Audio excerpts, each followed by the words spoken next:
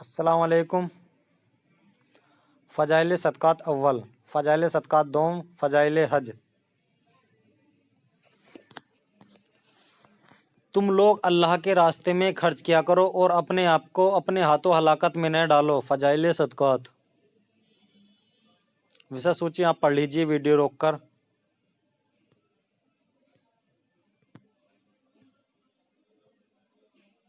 अल्लाह के 99 नाम।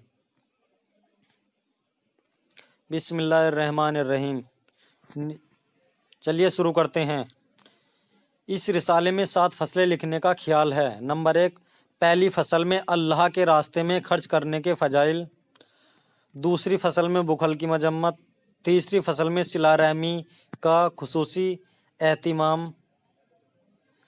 चौथी फसल में ज़कात का वजूब और फ़ज़ाइल।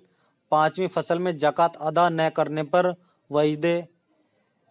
छठी फसल में जुहद व कनात और सवाल न करने की तरगीब।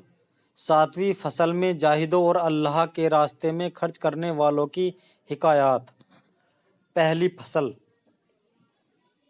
माल खर्च करने के फ़ज़ाइल में अल्लाह पाक के कलाम और उसके सच्चे रसूल सैयदुल बशर के इरशादात में खर्च करने की तरगीब और उसके फ़ज़ाइल इतनी कसरत से वारिद है कि हद नहीं।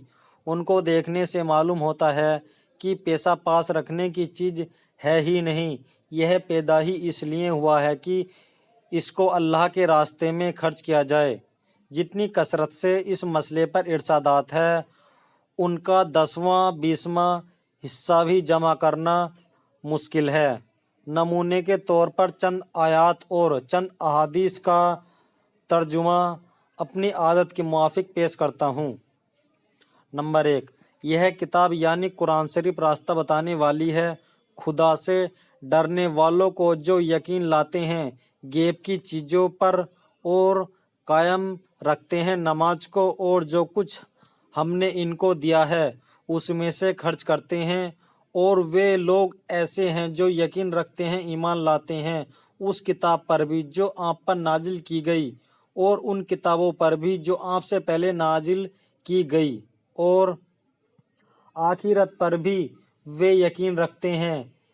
यही लोग उस सही रास्ते पर हैं जो उनके रब की तरफ से मिला है, और यही लोग फलाह को पहुँचाने वाले हैं।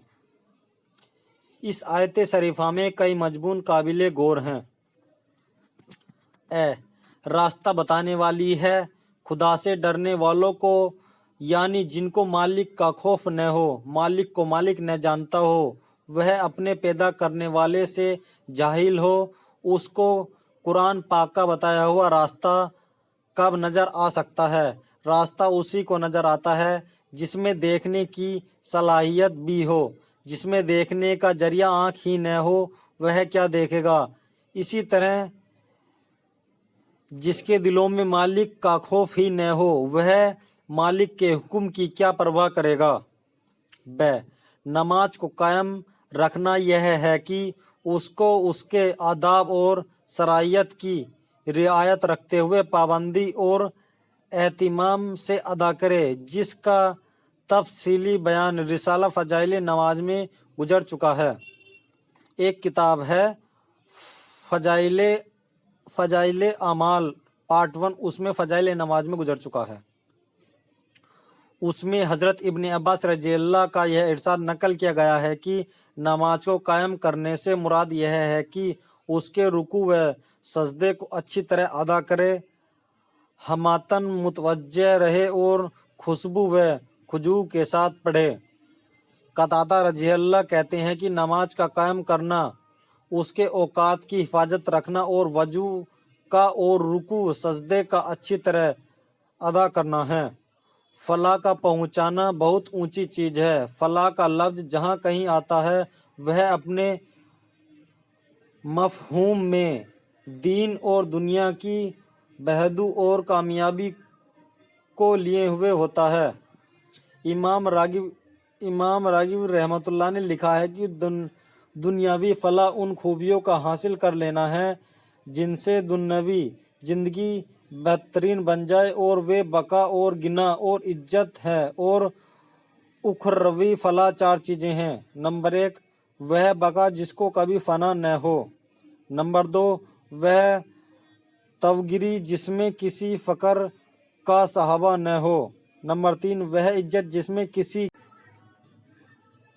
نمبر 4 وہ علم جس میں جہل کا دخل نہ ہو، اور جب فلاح کو متعلق بولا گیا ہو تو اس میں دین و دنیا دونوں کی فلاح آ گئی۔